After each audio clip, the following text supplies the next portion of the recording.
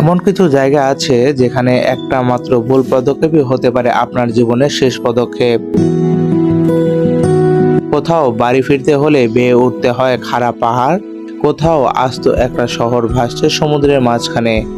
বিপদ এখানে কোনো বিরল ঘটনা নয়, এটাই এখানকার স্বাভাবিক জীবন। চলুন দেখে নেওয়া যাক পৃথিবীর সবচেয়ে বিপজ্জনক বসতি। গানভিয়ে।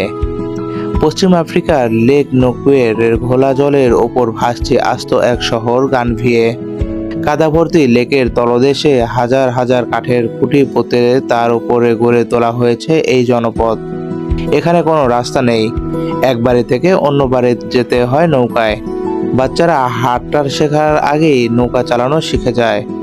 তবে বড় ঝড়ের রাতে যখন পুরো শহর থরথর করে কাঁপে, তখন মনে হয় এই বুঝি সব পানির নিচে তলিয়ে গেল। সিনিউ ঝাই ক্লিফ স্টোর।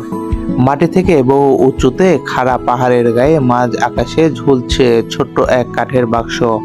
এটি চীনের হুনান প্রদেশের সিনঝুই ক্লিফ স্টোর। এক টুকরো ভুলের মাসুল, যেখানে নিশ্চিত মৃত্যু সেখানেই সুরক্ষার তারে ঝুলে প্রতিদিন দোকানদারি করেন একদল চরম সাহসী মানুষ। মূলত ক্লান্ত পার্বত আরোহীদের স্বস্তি দিতেই এই আয়োজন। আর তাই এখানে এক বোতল পানির দাম মাত্র 30 সেন্ট। আবুনা ইয়েদমাতা গুহা। সমুদ্রপৃষ্ঠ থেকে 8200 ফুট উচ্চতে এক খাড়া পাহাড়ের চূড়ায় অবস্থিত এই গির্জা।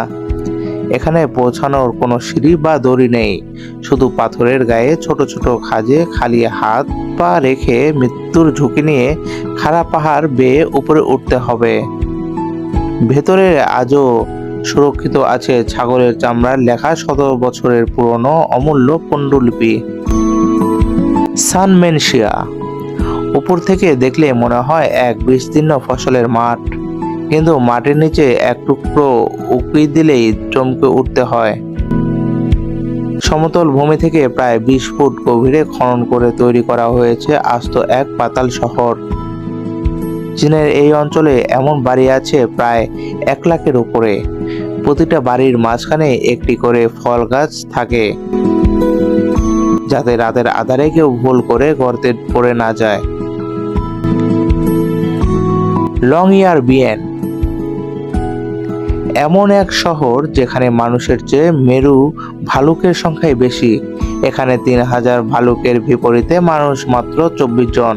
তাই শহরের বাইরে পা রাখলে আত্মরক্ষার জন্য বাধ্যতামূলকভাবে হাতে রাইফেল তুলে নিতে হয়।